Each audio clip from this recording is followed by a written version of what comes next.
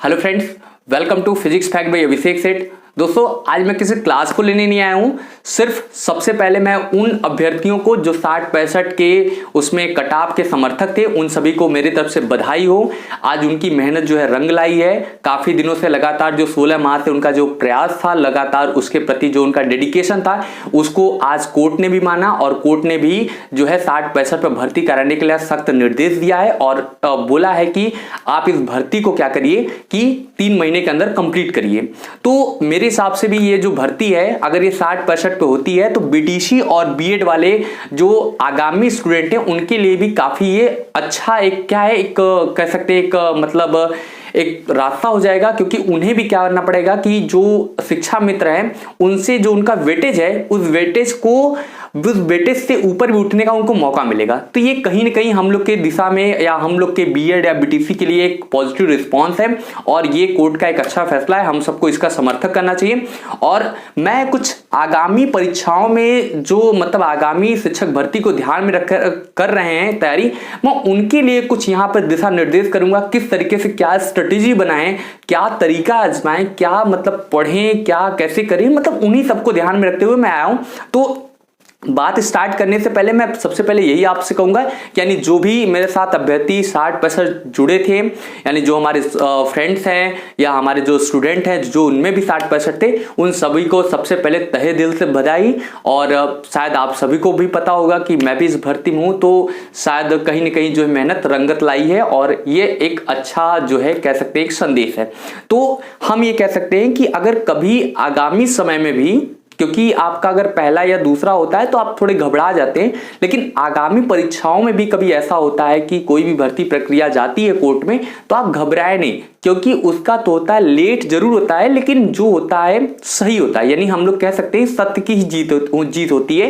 क्योंकि सामान्यतः जो 60-65 का जो जियो आया था, यानी शासनादेश आया था 7 जनवरी को, वो कहीं ना कहीं गलत नहीं था। क्योंकि अगर गलत ना होने का मतलब है कि अगर आप पिछले भर्ती के कंपेरिजन में देखें तो भर्ती भी क्या हुई है 40-45 पे पिछले बार हुई थी, इस बार 60-65 पे हो रही है। उसमें लिखित परीक्षाएं थी, यानी कि आपको एक शब्दों में लिखना था, लेकिन यहाँ पे क्या है सीधे सीधे आपको क्या कर दिया जा रहा है, सिर्फ आपको यानी ओमार शीट फिलअप करनी है। तो यहाँ पे आपको ऑप्शन भी साथ दिख रहे हैं। तो ये सब सारी चीजों को ध्यान में रखते हुए अगर सरकार ने अपना जो है कट ऑफ ऊपर किया है तो ये गलत नहीं किया है।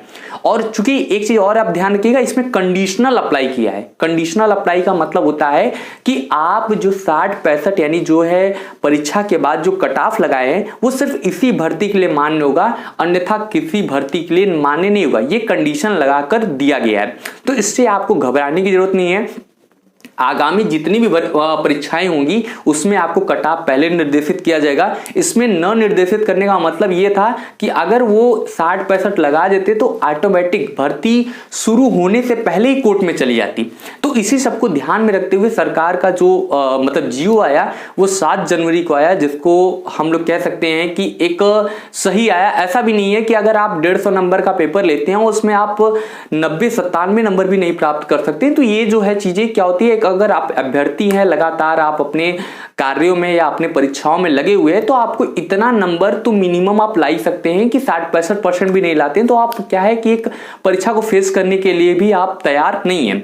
तो ये जो है कहीं ना कहीं मेरे हिसाब से जो है मेरा जो सोच है वो सही है और उन तमाम अभ्यर्थियों के लिए भी सही है जो लगातार अपनी पढ़ाई जारी रखे हैं। हाँ, थोड़ा सा दिक्कत उनके लिए हो सकता है जो सिर्फ परीक्षा के आने के जब होता है 1 महीना पहले या होता है 15 दिन पहले पढ़ते हैं, उनके लिए थोड़ी दिक्कत है। क्योंकि इसमें कुछ ऐसी चीजें आती हैं जो कि आपको ऐसा रखना पड़ता है कि आपको हमेशा अपडेट रखना होता है। फॉर एग्जाम्पल करंट अफेयर तो कभी ये तो ये होता नहीं है कि आप परीक्षा आज से 2 महीने बाद है तो करंट अफेयर इन्हीं 2 महीने के आएंगे। करंट अफेयर तो आता है ना पूरे 8 महीने का या 10 महीने का करंट अफेयर लेता है कि उस पूरे करंट अफेयर को देंगे। तो ये क्या होता है कि आपको ये देखा जाता है कि हर परीक्षाओं में जो करंट अफेयर को डाला जा रहा है तो इसका एक बहुत बड़ा ये चीजें की जा रही है कि आप अपनी परीक्षाओं में नियमित रूप से लगे हैं या एग्जाम आने पर ही लगे हैं। तो ये जो चीजें हमारी शिक्षक भर्ती में देखने को मिलता है, इस चीजों को अब हम लोगों को तोड़ना भी है। क्योंकि आप अगर ये सोचेंगे कि मैं 2 महीने में कवर कर लूंगा, ये कर लूंगा, तो आप ये सोच रहे हैं गलत। अगर आप देखा जाए हम ही लोग का जो एग्जाम था उसमें 18 नवंबर को यूपी टेट का एग्जाम था, 9 दिसंबर को सी टेट का एग्जाम था, 6 जनवरी को ऐसा था। तो इसका ये मतलब नहीं है कि आप 1 महीने या 1.5 महीने में कवर किए हैं। आपको करंट अफेयर पिछले 8 महीने के पढ़ने थे, 8 महीने का आपने करंट अफेयर पढ़े, उसको तैयार किए, तो ये वही अभ्यर्थी इसमें क्वालिफाई हो पाए जो प्रीवियस यानी पहले से लगे थे, किसी न किसी एग्जाम में लगे हुए थे।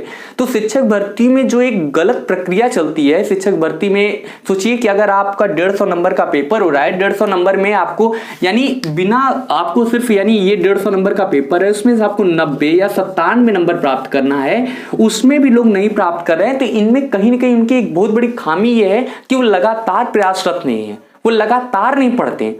तो मेरा जो आज यहाँ पर आने का उद्देश्य है ये कहीं ना कहीं यही इसी को डिसाइड करता है कि जो 90 97 यानी 60 65 वाले जो पास हो गए उनकी बात तो मैं यहाँ नहीं करूंगा, उनको सिर्फ मेरी तरफ से बहुत ज्यादा बधाई हो सकता है कि वो अपना किसी न किसी क्षेत्र में चले जाएं और उसके बाद भी वो अपनी तैयारी को जारी रखें क्योंकि वो कंटिन्यूअस थे।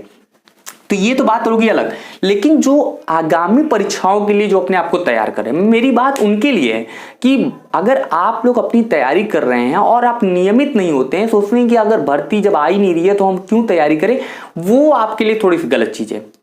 आप ऐसी चीजों को आप नजरअंदाज कर रहे हैं, ऐसी चीजों को छोड़ रहे हैं जो कि कल की डेट में आपको पता है कि उसमें सीधे सीधे लिखा है समसामयिकी वर्सेस सामान्य ज्ञान का जो 30 नंबर का जो कॉन्सेप्ट है, ये कहीं ना कहीं आपको क्या करेगा, बहुत ज्यादा मायने रखेगा कि अगर आप ये क्या है इनकी 30 नंबर के लिए कम से कम आपको 8 महीने के लिए अपडेट होना पड़ेगा। उस अपडेट में क्या होता है कि आप जो है कभी कभी अच्छी चीजों को भी भूल जाते हैं, अच्छी चीजों को ध्यान नहीं देते। वही क्या होता है लोगों के लिए कहीं ना कहीं बहुत ज्यादा दिक्कत किया है। तो आप मेरी बात को अगर थोड़ा सा भी गौर रखेंगे कि मेरी जो स्ट्रेटेजी थी मैं वो भी आज यहाँ पे क्लियर करूंगा कि मैंने क्या स्ट्रेटेजी अपनाई थी, मैंने क्या किया था, उन सारी चीजों को आज हम क्लियर करेंगे क्योंकि भविष्य में हो सकता है कि जो है ये कहने का मौका ना मिले और आपको भी समझने का मौका ना मिले कि आपको क्या पढ़ना है क्या नहीं पढ़ना है। सारी चीजों को आज हम लोग इसीलिए क्लियर कर रहे हैं कि आप समझिए चीजों को, मेरे पॉइंट को। तो देखिए सबसे पहले तो आपका ये बनता है कि जब तक कोई एग्जाम नहीं आए तो आप कम से कम जीएसजी के जो आपको अपडेट करने वाली चीजें हैं जो समय समय पे बदलती हैं, करंट अफेयर हो गया, कला संस्कृति हो गया, उसके बाद आपके खेल और हो गए यानी खेल हो गया, पुरस्कार हो गया, जो चीजें लगातार अपडेट होती रहती है यानी हर 1-2 महीने 1 महीने के बाद बदल जाती हैं चीजें, आप उनको पहले अपने आप से अपडेट करिए। अगर आपने कुछ भी पढ़ाई नहीं कर रहे हैं, आप कुछ भी नहीं कर रहे हैं, तो पहली बात आपको अपडेट रहना पड़ेगा कि अपडेट रहने का मतलब क्या हो रहा है, क्या होने वाला है, क्या तरीका, क्या एक नई चीजें प्रोसेस हो रही है, इन सारी चीजों को पहले आपको स्ट्रेटेजी, तो आप पहले स्ट्रेटेजी में एक अगर आप एक पॉइंट आप नोट करें तो आपको जितने भी करंट हो गए, करंट अफेयर्स हो गए, इनको आपको देखना पड़ेगा।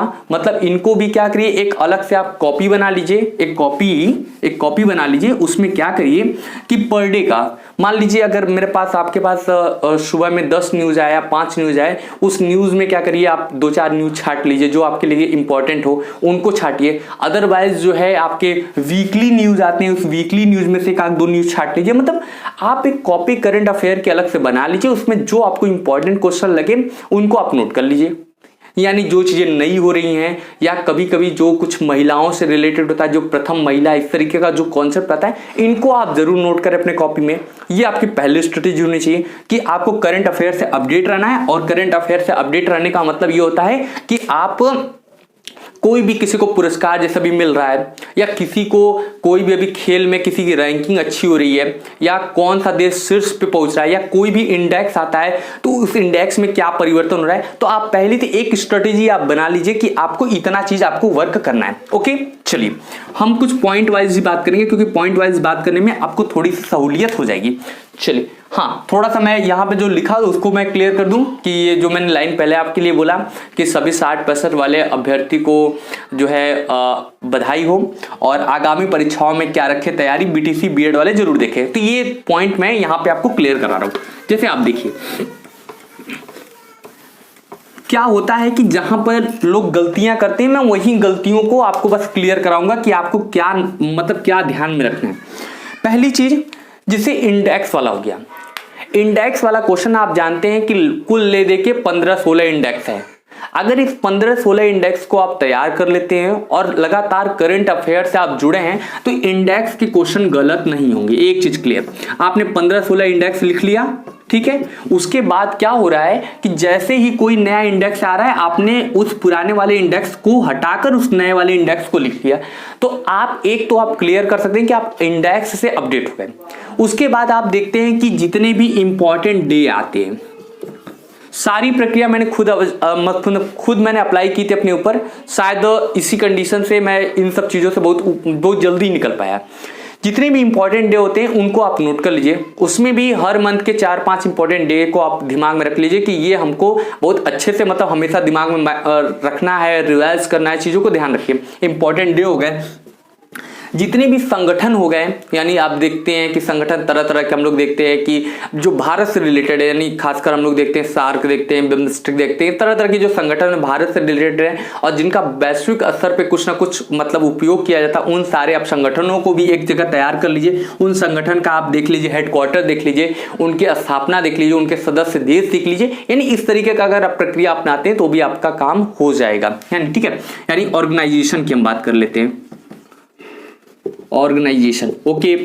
फिर बात करता हूं मैं आगे आपके सामने, जितने भी आपके पुरस्कार होते हैं, यानी जितने भी आपके प्राइज मिलते हैं समय समय पे, आप देखते हैं फिल्म फेयर अवार्ड होते हैं, उसके बाद जितने भी तरह तरह के फिल्म फेयर हो गया, उसके बाद आप देखते हैं किसी को कोई भी पुरस्कार मिल गया, यानी ऑस्कर अवार्ड हो गया, नोबेल प्राइज हो गया, जितने भी प्राइज टाइप के उन टाइप को पहले ही आप क्या करिए, पुराने वाले को एक साथ उनको कलेक्ट कर लीजिए, कलेक्ट करके उनके तैयार कर लीजिए, फिर समय समय पे आप अपने आप को अपडेट करते रहिए। फिर हम बात करते हैं आगे, फिर जितने क्रिकेट होते हैं, क्रिकेट हो गया या खेल से रिलेटेड हो गए कि कौन सा खेल किस जगह पर खेला गया है, किस मंथ में खेला गया, उसका विजेता कौन है, उप विजेता कौन है, इस टाइप के भी स्ट्रेटेजी को आप बना के मतलब खेल से भी रिलेटेड आप कर सकते हैं। खेल में आप क्रिकेट ले लीजिए, वॉलीबॉल ले लीजिए, फुटबॉल ले लीजिए, उसके बाद टेनिस ले लीजिए, टेबल टेनिस, सारी चीजें आपका गेम में आप इनको इंक्लूड कर लीजिए। पुरस्कार हो गया, आपने नोट ही कर लिया। तो ये सारी चीजों को अगर आप एक बार प्रक्रिया में अपना लेते हैं तो ये जो 30/30 वाला कॉन्सेप्ट है ये आपका काफी हद तक क्लियर हो जाएगा। और उसमें सबसे इंपॉर्टेंट यानी हम ऐसे कह सकते हैं,